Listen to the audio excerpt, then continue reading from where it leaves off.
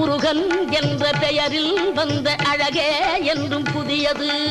முருகன் என்ற பெயரில் வந்த அழகே என்றும் புதியது. முறுவல் காட்டும் குமரன் கொண்ட இளமை என்றும் புதியது.